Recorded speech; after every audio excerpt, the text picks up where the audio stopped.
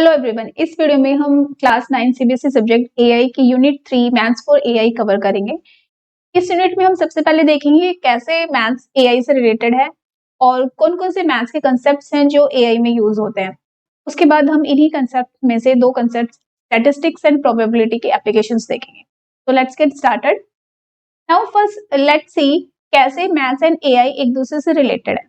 तो इसमें सबसे पहले हम देखते हैं मैथ्स क्या है। मैथ्स की अगर हम बात करें, maths it's not just about the numbers, it's about logic, relationships, reasoning, right. और अगर हम एआई की बात करें, एआई वो मशीन्स हैं जो ह्यूमन इंटेलिजेंस को मिमिक करती हैं, जो ह्यूमन बिहेवियर को रिप्रेजेंट करती हैं, राइट। तो अब ये दोनों एक दूसरे से रिलेटेड कैसे हैं? तो अगर हम ह्यूमन बिहेवियर की बात करें, हम सुबह से शाम तक जितनी भी एक्टिविटीज परफॉर्म करते हैं, उन सभी एक्टिविटीज में मैथ्स इन्वॉल्व होता है। फॉर एग्जाम्पल, जैसे आपकी मदर को खाने में सुबह क्या बनाना है, उसको डिसाइड करने में भी मैथ्स इन्वॉल्व होता है। हमें रियलाइज नहीं होता, बट कंटिन्यूअसली हमारा माइंड मैथमेटिकल कैलकुलेशंस परफॉर्म करता रहता है। तो सुबह खाने में क्या बनाना है, तो हमारी मदर डिसाइड कर लेती है कि घर में कौन से वेजिटेबल अवेलेबल है और फैमिली मेंबर को कौन सी डिश पसंद है, उसके बिहाफ पे वो डिसीजन ले लेती है कि ये पर्टिकुलर डिश मुझे सुबह बनानी है, राइट। तो वो भी लॉजिक एंड रीजनिंग चलती रहती है माइंड में, उसके बेसिस पे इस डिसीजन पर आया जाता है, राइट। और इवन जब खाना बनाते समय भी कितना टाइम कुकिंग में लगने वाला है, कितनी क्वांटिटी में इतने सारे स्पाइसेस डलने हैं, तो कौन सा स्पाइसेस कितनी मात्रा में डलेगा, राइट। उसका मेजरमेंट भी हम अंदाजे से लगा लेते हैं, but everything is revolves around mathematics. से आपके घर में 4 मेंबर हैं जिसके लिए सिर्फ 2 कप आटा लगता है, और अचानक से बहुत सारे गेस्ट आ जाते हैं, लेट्स से 15 मेंबर्स हो जाते हैं सबको मिलाकर, तो 15 लोगों के लिए कितना आटा लगेगा, वो अपने आप माइंड कैलकुलेट कर लेता है कि अच्छा 4 लोगों के लिए 2 आटा है, तो 15 लोगों के लिए 6 कप्स आटा लगेगा, right.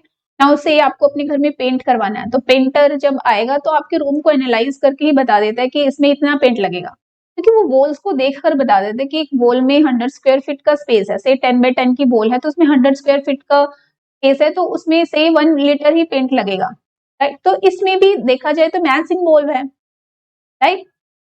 If you take one more example, say आपके 3 दिन बाद एआई का पेपर है, आपके पास 3 दिन है पढ़ने के लिए, तो माइंड अपने आप रीजनिंग स्टार्ट कर देता है कि मेरे पास 3 दिन है, मुझे इतने चैप्टर्स कवर करने हैं, मेरे ये चैप्टर्स कवर हो चुके हैं, तो मुझे फर्स्ट इन चैप्टर्स पे ध्यान देना है। तो ये सब जो माइंड के अंदर चल रहा है थिंकिंग, इन सभी थिंकिंग में लॉजिक एंड रीजनिंग इन्वॉल्व होती है, राइट। तो हम रियलाइज भी नहीं कर पाते, हम डेली जितने भी टास्क कर रहे हैं उन सभी में मैथ्स इन्वॉल्व होता है, राइट। तो अगर आपको एआई मशीन्स को ह्यूमन बिहेवियर मिमिक कराना है, उनके अंदर ह्यूमन इंटेलिजेंस को इंजेक्ट करना है, then maths is the key. तो maths will help the AI machines कि किस तरीके से ह्यूमन बिहेवियर को अंडरस्टैंड करना है, कि कौन सा मैथमेटिक्स उनकी एक्टिविटीज में इन्वॉल्व है, राइट। सो मैथ्स यूज करके उस एक्टिविटीज को परफॉर्म करते हैं। नाउ मैथ्स के कौन से कंसेप्ट्स हैं जिनको हमें सीखना जरूरी है अगर हम एआई इंजीनियर्स बनना चाहते हैं, राइट। अगर हमें एआई फील्ड में जाना है तो ये सभी कंसेप्ट्स हैं मैथ्स के जो एआई में मोस्टली यूज होते हैं। First is statistics. स्टैटिस्टिक्स का मतलब होता है डेटा को कलेक्ट करना, उसको एनालाइज करना, एंड देन उसमें से कुछ इंफॉर्मेशन निकालना, राइट। तो it's about exploring the data. उस डाटा को एक्सप्लोर करने के लिए हम डाटा कलेक्ट करने के बाद उसका सम निकालते हैं, एवरेज निकालते हैं, राइट। मीन निकालते हैं, मीडियन निकालते हैं, मोड निकालते हैं, स्टैंडर्ड डेविएशंस निकालते हैं। तो ये सारे जो कंसेप्ट्स हैं हम स्टैटिस्टिक्स में ही पढ़ते हैं। इवन अपने डाटा को विजुअली रिप्रेजेंट करने के लिए आप डिफरेंट ग्राफ्स जो यूज करते हो, line graph, bar graph, right, different charts use करते हो, ये सभी चार्ट्स और ग्राफ्स भी स्टैटिस्टिक्स का ही पार्ट है, राइट। तो ये सभी कंसेप्ट्स हम स्टैटिस्टिक्स में पढ़ते हैं। Next is about calculus. अब कैलकुलस का मतलब होता है how things are changing, it's the study of change in motion. Example के लिए, जैसे कि आप कोई व्हीकल ड्राइव कर रहे हो, तो अभी आप रोड खाली है तो आप बहुत स्पीड में चला रहे हो, बट देखते हो सामने रेड लाइट है, सारे कंजेशन हो गया रोड पर, तो आपकी स्पीड कम हो जाती है और जैसे ही ग्रीन लाइट होती है सभी व्हीकल्स मूव करना शुरू कर देते हैं, फिर से आपको रोड खाली मिलता है तो अगेन आपकी स्पीड बढ़ जाती है, राइट? तो आपने रिक्वायरमेंट के अकॉर्डिंग अपनी व्हीकल की स्पीड को कम या तेज कर रहे हो, राइट? तो इसी तरीके से कैलकुलस में भी हम कोई पर्टिकुलर चीज कैसे चेंज हो रही है उसको चेक करते हैं। जैसे which line is more slanted, let's say हमारे पास दो लाइन है, राइट? नाउ ये चेक करने की कौन सी लाइन स्लैंटेड है, तो कैसे पता चलेगा मोर स्लैंटेड लाइन कौन सी है? तो इस लाइन पर जब हम मूव करेंगे तो मूव करते समय क्या चेंज आया, तो इसमें देखा कि जो स्लैंटेड लाइन है उस पर आप इजिली मूव कर सकते हो और बहुत फास्ट मूव कर सकते हो, बट जो स्टीप लाइन होती है, जो खड़ी लाइनें होती है, उस पर मूव करने में डिफिकल्टी होगी, राइट? और बहुत धीरे-धीरे मूव कर पाएंगे, तो इसका मतलब ये लाइन स्लैंटेड नहीं है, राइट? तो कैलकुलस में हम यही पढ़ते हैं कि किस डायरेक्शन में और किस स्पीड पर चीजें चेंज हो रही हैं। एग्जाम्पल के लिए एक रोबोट को आपको सिखाना है वॉक करना, राइट? से रोबोट ने जैसे ही एक स्टेप लिया और वो गिर गया, राइट? ना वो जब गिरा तो उसके पैरामीटर्स क्या थे, वो किस डायरेक्शन में था, किस स्पीड में था, राइट? वो सब चीजें उसने नोट की। ना वो अब वो उस डायरेक्शन और स्पीड में कुछ चेंज करेगा, राइट? डायरेक्शन थोड़ी चेंज कर देगा, स्पीड थोड़ी कम कर देगा एंड फिर वो अपना नेक्स्ट स्टेप लेता है। अब देखता है अगर वो नहीं गिरा तो इसका मतलब जो डायरेक्शन है, जो स्पीड ली है उसने वो सही ली है। अगर उसका बैलेंस गड़बड़ हो जाता है तो अगेन वो डायरेक्शन और स्पीड में फिर से चेंज करता है, राइट? एग्जाम्पल के लिए जैसे हम रोड पर ड्राइव करते हैं तो हम अपनी स्पीड को कम या ज्यादा करते हैं ताकि हमारा एक्सीडेंट ना हो, राइट? उसी तरीके से रोबोट भी वॉक करते समय अपनी डायरेक्शन, अपनी स्पीड और भी पैरामीटर्स हैं उनको एडजस्ट करता रहता है, राइट? ताकि वो सही तरीके से वॉक कर पाए, right? So this is calculus, study of changing the different parameters and how it affect in the result, right? और इसीलिए हम कैलकुलस को एआई मॉडल्स को ट्रेन करने के लिए यूज करते हैं। से एक एआई मॉडल है, वो जो प्रेडिक्ट कर रहा है वो गलत प्रेडिक्शन दे रहा है, राइट? यानी वो गलत प्रेडिक्शन दे रहा है और जो एक्चुअल में आउटपुट है वो कुछ और ही है। नाउ इस एक्चुअल आउटपुट तक पहुंचने के लिए वो क्या करेगा, जो जिस इनपुट पे वो वर्क कर रहा है, राइट? जिन पैरामीटर्स पे वो काम कर रहा है, जो पैरामीटर्स इसको फीड हुए हैं, जिनको यूज करके ये एरर वाला आउटपुट दे रहा है, नाउ इस एरर को रिमूव करके एक्चुअल आउटपुट तक पहुंचने के लिए ये इन सभी पैरामीटर्स को चेंज करेगा, राइट? इनको एडजस्ट करेगा, कभी कम करेगा, कभी ज्यादा करेगा, जब तक कि वो एक्चुअल आउटपुट पर नहीं पहुंच जाता। जैसे कि हम अपनी स्पीड को चेंज करते रहते हैं according to our requirement, right? उसी तरीके से यहाँ पर एआई मॉडल भी इन पैरामीटर्स को चेंज करके देख रहा है ताकि उसे एक्चुअल आउटपुट मिल जाए। तो इसीलिए कैलकुलस को हम एआई मॉडल्स को ट्रेन करने के लिए यूज करते हैं, ताकि कैलकुलस को यूज करके वो डिफरेंट पैरामीटर्स को एडजस्ट करे ताकि वो सही प्रिडिक्शन कर पाए, right? And next is about linear algebra. हम मैथ्स में हम पढ़ते हैं, इक्वेशन सोल्व करते हैं, 2x + 3 = से 5, तो इसमें x की वैल्यू क्या होगी वो निकालते हैं हम। तो लीनियर अलजेब्रा में हम अननोन और मिसिंग वैल्यूज को फाइंड आउट करते हैं, राइट? जैसे कि एग्जांपल के लिए एक गार्डन में से 2 रो हैं, वो फ्लावर्स की रो है, राइट? जिसमें हर रो में 10 प्लांट्स हैं फ्लावर की, और से 3 रो और हैं जो वेजिटेबल्स की हैं, और हर रो में से 5 वेजिटेबल्स लगे हुए हैं। अब आपको बताना है टोटल कितने प्लांट्स हैं। यहाँ पर अलजेब्रा यूज होगी, यानी जितने प्लांट्स फ्लावर्स के हैं, जितने प्लांट्स वेजिटेबल्स के हैं, उनको कैलकुलेट कर लिया जाए तो हमारे पास टोटल प्लांट्स आ जाएंगे, राइट? तो लीनियर अलजेब्रा में हम अननोन और मिसिंग वैल्यूज को फाइंड आउट करते हैं। इवन सिर्फ मिसिंग वैल्यूज को फाइंड आउट नहीं करते, हम लीनियर अलजेब्रा में मैट्रिक्स और वेक्टर्स भी यूज करते हैं to process our data. Matrix, multiplication, ये सभी परफॉर्म करते हैं ताकि हम डाटा को प्रोसेस कर पाए, राइट? जितने भी रिग्रेशन मॉडल्स, क्लस्टरिंग, क्लासिफिकेशन, इन सभी एआई मॉडल्स में लीनियर अलजेब्रा यूज होता है, राइट? एंड प्रोबेबिलिटी का मतलब होता है किसी भी इवेंट को प्रेडिक्ट करना कि किसी भी इवेंट के होने के चांसेस कितने हैं, कितने % चांस हैं उसके। लेट्स से अगर हम कॉइन को टॉस करें तो उसमें हेड आने के कितने चांसेस हैं, राइट? नाउ इन सभी कंसेप्ट्स में से हम स्टैटिस्टिक्स एंड प्रोबेबिलिटी इन दोनों की एप्लीकेशंस देखते हैं। तो सबसे पहले हम देखते हैं स्टैटिस्टिक्स। नाउ स्टैटिस्टिक्स में हम न्यूमेरिकल डाटा को कलेक्ट करना, उसको एनालाइज करना, उसमें से इंसाइट्स निकालना सीखते हैं। तो उसके लिए हम average, mean, median, right, mode और स्टैंडर्ड डेविएशन और भी बहुत सारे स्टैटिस्टिक्स फंक्शंस होते हैं, वे सभी सीखते हैं। एंड इवन जो स्टैटिस्टिकल डाटा है उसको ग्राफिकली रिप्रेजेंट करने के लिए डिफरेंट चार्ट्स एंड ग्राफ्स, वो सब भी स्टैटिस्टिक्स का ही पार्ट है, राइट। नाउ इसको अंडरस्टैंड करने के लिए हम एग्जांपल देखते हैं। लेट्स से एक एआई मॉडल है जो मूवी रिकमेंड करेगा, राइट। नाउ वो कैसे यूज करता है मैथ्स को, let's see that. Now let's say AI machine को रिकमेंड करने के लिए उसके पास ये डाटा है, राइट। तो इफ वी सी इस डाटा में मूवी ए को जो रेटिंग्स दी हैं डिफरेंट पर्सन्स ने वो दी हुई हैं, मूवी बी को ये रेटिंग्स मिली है, मूवी सी को ये रेटिंग्स मिली।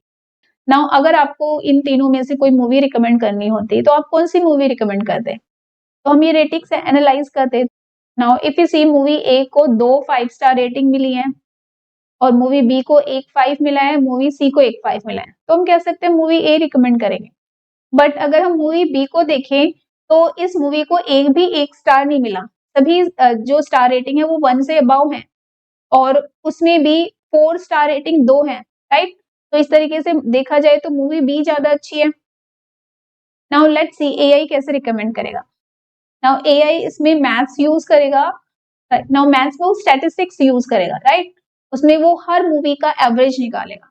तो देखिए तो 5 पर्सन्स की रेटिंग उसके पास है, तो उसने उस मूवी का एवरेज निकाला तो उसे 3.4 मिला। ऐसी मूवी बी की रेटिंग निकाली तो 3.6 एवरेज रेटिंग मिली, राइट। एंड मूवी सी की एवरेज रेटिंग 3.0 है, तो इसका मतलब मूवी बी को सबसे ज्यादा एवरेज रेटिंग मिली है। नाउ एआई मॉडल ने देखा रोहित ने अभी तक मूवी बी नहीं देखी है, तो उसने मूवी बी को रिकमेंड किया रोहित को, क्योंकि मूवी बी की जो रेटिंग है वो सबसे हाईएस्ट है, right. Just a simple example. तो हम देख सकते हैं कि कैसे स्टैटिस्टिक्स यूज होती है एआई मॉडल्स में, right. Now we have understood what is statistics. Statistics का मतलब होता है study of collecting data, analyzing the data, interpreting data and how do we present the data using different charts and graphs, right? तो ये सब हम statistics में पढ़ते हैं। And if we see the applications of statistics, तो इसमें हम different sports team का performance check करने के लिए statistics यूज करते हैं, right? ने भी टीम से उनका जो past data है उसको analyze करके interpret करके हम जो स्पोर्ट्समैन होते हैं उनका परफॉर्मेंस प्रेडिक्ट कर सकते हैं कि वो इस मैच में कैसे परफॉर्म करेंगे, राइट। और बहुत सारी चीजें हैं। स्टूडेंट्स का रीडिंग लेवल चेक करना है तो स्टूडेंट्स का डाटा कलेक्ट करके उसे एनालाइज करके हम पता कर सकते हैं स्टूडेंट का जो रीडिंग लेवल है वो कैसा है। वोटर्स का ओपिनियन जान सकते हैं। एक सिटी में पर्सन्स का एवरेज वेट कितना है वो भी हम स्टैटिस्टिक्स यूज करके बता सकते हैं, right, by studying their weights. आपकी बुक में कुछ एग्जांपल्स और दिए हुए हैं। First is weather forecast. Now weather forecast में हम स्टैटिस्टिक्स यूज करते हैं तो डिफरेंट डाटा जैसे कि टेम्परेचर, ह्यूमिडिटी, विंड की स्पीड कितनी है, प्रेशर कितना है, इन सभी पैरामीटर्स को देखकर वेदर प्रेडिक्ट किया जाता है कि आज पर्टिकुलर टाइम पर ये पर्टिकुलर वेदर होगा, राइट। से पास्ट डाटा एनालाइज किया तो अगर टेम्परेचर मैक्सिमम 36 डिग्री है और मिनिमम 24 डिग्री है तो सनी एंड हॉट रहता है उस टाइम पे वेदर, राइट। और 30 डिग्री अगर मैक्सिमम टेम्परेचर है और 20 डिग्री मिनिमम टेम्परेचर है तो उस टाइम पर ड्राई और क्लाउडी रहता है। तो ये पास्ट डाटा वेदर फोरकास्टर्स एनालाइज करते हैं और जब भी टेम्परेचर 27 डिग्री होगा या मिनिमम 16 डिग्री होगा तो प्रेडिक्ट कर देते हैं कि रेन होगी, क्योंकि पास्ट में ऐसा ही हुआ है, राइट। सो वेदर फोरकास्ट में भी स्टैटिस्टिक्स यूज होती है। नाउ डिजीज प्रिडिक्शन में भी स्टैटिस्टिक्स यूज होता है। हेल्थ ऑफिशियल, डॉक्टर्स, ये सब एनालाइज करते हैं पेशेंट्स का जो प्रीवियस डाटा है या कोई भी डिजीज जब स्प्रेड हुआ है उसका जो प्रीवियस डाटा है उसको एनालाइज करके एंड देन वो प्रेडिक्ट कर सकते हैं कि हाँ इस टाइम पर या इस पर्टिकुलर पर्सन को ये डिजीज होने के चांसेस है। लेट्स से एग्जांपल, एक पर्सन को बहुत हाई कोलेस्ट्रॉल है, हाई बीपी है, राइट, और से वो स्मोकिंग भी करता है, तो ऑब्वियस है इस टाइप के पर्सन को हार्ट डिजीज होने के चांसेस हैं, क्योंकि प्रीवियस डेटा डॉक्टर्स ने एनालाइज किया है कि जिन भी पर्सन्स को हाई कोलेस्ट्रॉल, बीपी और स्मोकिंग की हैबिट्स है उन सभी पर्सन को हार्ट डिजीज है, राइट। तो इस तरीके से डिजीज प्रिडिक्शन में भी स्टैटिस्टिक्स यूज होती है, डिजास्टर मैनेजमेंट में भी स्टैटिस्टिक्स यूज होती है। पास्ट का जितना भी हिस्टोरिकल डाटा है उसको एनालाइज करके, यानी जितने भी पास्ट में डिजास्टर हुए हैं उनको एनालाइज करके उनको समझा जाता है कि उसमें क्या ट्रेंड्स हैं, क्या पैटर्न्स हैं और फ्यूचर में उस के होने के चांसेस कितने हैं। से पास्ट में अगर अर्थक्वेक हुआ है तो उसकी फ्रीक्वेंसी क्या है, उसका मैग्नीट्यूड क्या है, तो उसको एनालाइज करके बताया जा सकता है कि भाई नेक्स्ट टाइम जब अर्थक्वेक होगा तो उसकी फ्रीक्वेंसी ये हो सकती है, तो इसलिए सभी को अलर्ट किया जा सकता है उसके लिए, राइट। एंड अकॉर्डिंगली उससे प्रिवेंट करने के लिए गवर्नमेंट कुछ स्टेप्स ले सकते हैं, right. And if you talk about the sports में हम यूज करते ही हैं स्टैटिस्टिक्स को to analyse the performance of the sports persons, right. And we have also seen in the 2020 उस टाइम पे जब कोविड बहुत ज्यादा फैल रहा था तो उसका जो डाटा है उसको एनालाइज किया गया, उस स्टैटिस्टिक्स से रिवील हुआ कि हाँ इस कंट्री में जापान में इस टाइम पर बहुत ज्यादा पेशेंट्स इंक्रीज हो रहे हैं तो वहां पर ओलंपिक्स कंडक्ट करना पॉसिबल नहीं है, तो इस वजह से उस ओलंपिक को पोस्टपोन कर दिया गया था, राइट। सो ये डिसीजन भी स्टैटिस्टिक्स के बेसिस पे लिया गया था, right. Now next is probability. Probability का मतलब होता है किसी भी इवेंट के ओकर होने के चांसेस कितने हैं, how likely something is to be happen. Say अगर हम एक कॉइन को टॉस करें तो उस कॉइन में से हेड होने के चांसेस कितने हैं, राइट। वो सब प्रोबेबिलिटी से देखते हैं और किसी भी इवेंट की प्रोबेबिलिटी निकालने के लिए हम फॉर्मूला यूज करते हैं, that is number of favourable outcome divided by total number of possible outcomes. तो अगर हम इस कॉइन को टॉस करें तो इसमें टोटल नंबर ऑफ आउटकम्स क्या है, या तो हेड आ सकता है या टेल आ सकता है, तो इसका मतलब टोटल कितने आउटकम्स हैं, 2। और हम इसमें से जानना चाह रहे हैं कि हेड आने के कितने चांसेस हैं, तो इन 2 में से हेड कितना है, एक ही है, तो यहाँ पर हम 1 यूज करते हैं। इन दोनों को हम डिवाइड करेंगे तो हमारे पास आएगा 0.5। तो इसका मतलब ये जो हेड है इसकी पॉसिबिलिटी क्या है, 0.5 है, जिसे हम 50% कह सकते हैं, यानी 50% चांस है कि हेड आ सकता है, राइट। तो ये जो प्रोबेबिलिटी होती है इसको हम डिफरेंट तरीकों से एक्सप्रेस कर सकते हैं। तो जैसे कि इसमें हमारा 50% चांस है इस हेड आने का, तो इसे हम कहते हैं इक्वल प्रोबेबिलिटी, राइट। और अगर किसी इवेंट के 100% चांस है होने के तो उस इवेंट को हम बोलते हैं सर्टेन इवेंट। एग्जाम्पल के लिए से आपके पास एक बैग है और बैग में 10 रेड बॉल्स हैं, राइट। अब आपसे बोला जाए कि इस बैग में से एक बॉल निकालिए तो कितने चांसेस हैं कि वो बॉल रेड होगी, तो यहाँ पर ऑब्वियस है 100% चांस है क्योंकि सभी बॉल्स रेड हैं और जो भी बॉल निकलेगी वो रेड ही होगी, राइट। सो इस टाइम पे हम कह सकते हैं ये जो प्रोबेबिलिटी है ये सर्टेन प्रोबेबिलिटी है, राइट। और इस प्रोबेबिलिटी को जब आप सोल्व करोगे तो ये 1 ही आएगी, राइट, क्योंकि टोटल बैग में कितनी बॉल्स हैं, 10, और रेड कलर की कितनी बॉल्स हैं उसमें, वो भी 10 है, तो 10 से 10 को डिवाइड करेंगे दैट इज 1। तो जब भी प्रोबेबिलिटी 1 होती है तो उसका मतलब है वो एक सर्टेन प्रोबेबिलिटी है, राइट। इसी तरीके से अगर प्रोबेबिलिटी 0 हो, हाँ, if you take the same example, अगर हम इस सेम बैग में से बॉल निकालें और आपसे पूछा जाए कितनी प्रोबेबिलिटी होगी कि वो बॉल ब्लू होगी, तो if now we can say 0 probability होगी क्योंकि इस बैग में ब्लू कलर की तो कोई बॉल ही नहीं है, राइट। तो इस केस में टोटल बॉल्स 10 है और हमें ब्लू बॉल की प्रोबेबिलिटी निकालनी है, तो ब्लू बॉल्स कितनी है, वो तो 0 है, एक भी बॉल ब्लू नहीं है, तो राइट। तो अब 0 को 10 से डिवाइड करेंगे तो 0 ही आएगा आंसर। तो जब भी प्रोबेबिलिटी 0 होती है तो इसका मतलब वो इवेंट इम्पॉसिबल है, राइट, वो इवेंट ओकर हो ही नहीं सकता, this is called impossible event, right. इसी तरीके से अगर प्रोबेबिलिटी 50% से कम आती है तो वो इवेंट अनलाइकली होता है, अगर 50% से ज्यादा आता है तो वो इवेंट लाइकली होता है, राइट। नाउ ये जो 10 रेड बॉल्स हैं, से यहाँ पर 10 नहीं 9 रेड बॉल्स हैं और 1 ब्लू बॉल है, राइट। नाउ अब आपसे पूछा जाए कि अब अगर हम बॉल निकालते हैं इस बैग में से तो रेड की प्रोबेबिलिटी क्या है कि वो बॉल रेड ही होगी, तो उसकी प्रोबेबिलिटी अब लाइकली निकलेगी क्योंकि टोटल 10 बॉल्स है उसमें से 9 बॉल्स रेड है, तो अगर हम इसे डिवाइड करेंगे तो ये 0.5 से ज्यादा निकलेगा, राइट। तो इसका मतलब ये इवेंट लाइकली इवेंट है, तो मोस्ट ऑफ द टाइम वो बॉल रेड ही निकलेगी, राइट। हो सकता है 1% वो बॉल ब्लू निकल जाए, बट मोस्टली वो बॉल रेड ही हो सकती है, राइट। तो इस टाइप के इवेंट को हम लाइकली इवेंट बोलते हैं, और जिसमें चांसेस बहुत कम होते हैं वो इवेंट अनलाइकली इवेंट होता है। नाउ से इसी बैग में से अगर हमें बॉल निकालनी है, तो वो बॉल ब्लू होगी, इसकी कितनी प्रोबेबिलिटी है? तो वो प्रोबेबिलिटी बहुत कम निकलेगी, राइट। सो वो अगर हम प्रोबेबिलिटी निकालें तो टोटल 10 बॉल्स हैं और ब्लू बॉल्स कितनी है? सिर्फ 1 है, तो 0.1 आएगा, राइट। तो दिस इज अनलाइकली इवेंट। तो जब भी प्रोबेबिलिटी 0.5 से कम निकले वो अनलाइकली इवेंट होता है, राइट। और अगर 0.5 से ज्यादा है दैट इज लाइकली इवेंट, यानी उसके ऑकर होने के चांसेस ज्यादा हैं, राइट। और जिसकी प्रोबेबिलिटी 1 निकले दैट इज सर्टेन इवेंट्स, यानी 100% चांस है कि वो इवेंट ऑकर होगा ही होगा, right.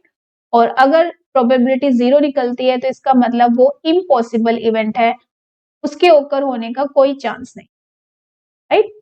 Now let's see one more example. से एक एआई मॉडल है, वो प्रेडिक्ट करेगा कि रेन होगी यूजिंग द पास्ट डेटा। तो let's see this is the data जो वो यूज करेगा, राइट। नाउ इस डेटा को देखकर हमें प्रेडिक्ट करना, तो हम क्या प्रेडिक्ट करेंगे? क्या मंडे में चांस है बारिश होने के? तो आप लोगों में से कुछ कहेंगे कि नो, क्योंकि अगर पैटर्न देखें तो yes no yes no yes no है, तो मंडे में हो सकता है बारिश ना हो। बट आप में से कुछ कह सकते हैं कि मंडे, वेडनेसडे, फ्राइडे और संडे को बारिश होती है, तो इसका मतलब मंडे को भी बारिश होनी चाहिए, राइट। नाउ लेट्स सी इसमें कौन सा मैथ्स यूज होगा जो हम एआई मशीन्स में यूज कर सकते हैं इसको प्रेडिक्ट करने के लिए। तो इसमें प्रोबेबिलिटी यूज होगी। तो प्रोबेबिलिटी का मतलब अभी हमने देखा फेवरेबल इवेंट्स को टोटल नंबर ऑफ इवेंट्स से डिवाइड करते हैं। तो फेवरेबल इवेंट मतलब वो इवेंट जिसके बारे में हम प्रेडिक्ट कर रहे हैं कि वो इवेंट ओकर हो सकता है या नहीं हो सकता। तो यहाँ पर रेन के बारे में पूछ रहे हैं, तो रेन का जो डेटा है जिसमें रेन हुई है वो कितना है? वो 4 है, राइट। तो हम 4 को डिवाइड करते हैं टोटल नंबर ऑफ इवेंट से। टोटल हमारे पास जो डाटा है वो 7 डेज का है, तो 4 डिवाइड 7, तो हमारे पास आंसर है 0.57। नाउ यहाँ पर एआई मशीन प्रेडिक्ट कर सकते हैं कि 57% चांस है कि बारिश हो सकती है, नहीं हो सकती, right, using this data. So this is how probability use in AI models. Now let's see the applications of probability. तो फर्स्ट इज वेदर फोरकास्ट। अभी हमने वेदर फोरकास्ट का एक एग्जांपल देखा। नाउ आप ये सोच रहे होंगे कि वेदर फोरकास्ट में स्टैटिस्टिक्स भी यूज होती है, प्रोबेबिलिटी भी यूज होती है। नाउ अगर हम दोनों में डिफरेंस समझें, तो जो स्टैटिस्टिक्स है वो हम यूज करते हैं to understand the past data, right. Past का डेटा कलेक्ट करके उसे एनालाइज करके उसमें से कुछ इंसाइट्स निकालते हैं, राइट। और उन इंसाइट्स के बेसिस पे हम कुछ प्रेडिक्ट कर सकते हैं, कुछ डिसीजन ले सकते हैं, कुछ कम्युनिकेट कर सकते हैं। We can use that past data for different purpose, right. Now जब हम प्रोबेबिलिटी की बात करते हैं वो प्रिडिक्शन में यूज होता है, यानी फ्यूचर में कोई इवेंट के बारे में आपको बताना है, तो उस केस में हम प्रोबेबिलिटी ही यूज करते हैं। तो वेदर फोरकास्ट में भी हम प्रोबेबिलिटी यूज कर सकते हैं। तो यहाँ पर पास्ट डेटा आपने कलेक्ट किया होगा, लेट्स से स्टैटिस्टिक्स को यूज करके आपने पास्ट डेटा कलेक्ट किया हुआ है, ऑर्गेनाइज किया हुआ है, राइट। उसमें से कुछ इन्फॉर्मेशन भी निकाली हुई, राइट। नाउ उस इंफॉर्मेशन को आप यूज कर सकते हो प्रोबेबिलिटी में to predict about the future event, कि फ्यूचर में कितने चांस हैं कि रेन हो सकते, नहीं हो सकते, right, right. In the same way traffic को एस्टिमेट करने में भी हम प्रोबेबिलिटी यूज कर सकते हैं। ट्रैफिक का फ्लो कैसा रहेगा रोड्स पर, ट्रैफिक पे कितना कंजेशन रहेगा।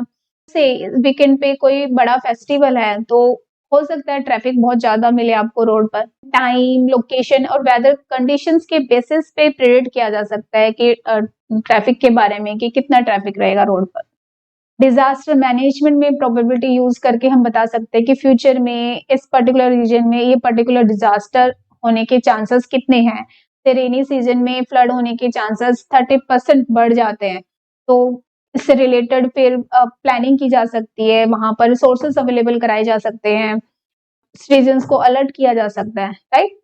तो डिजास्टर मैनेजमेंट में भी हम प्रोबेबिलिटी यूज करते हैं। स्पोर्ट्स में we use probability to see the किसी भी गेम का आउटपुट क्या होगा, कोई पर्टिकुलर मैच एक पर्टिकुलर टीम जीत सकती है, नहीं जीत सकती, राइट, उसके जीतने के चांसेस कितने हैं।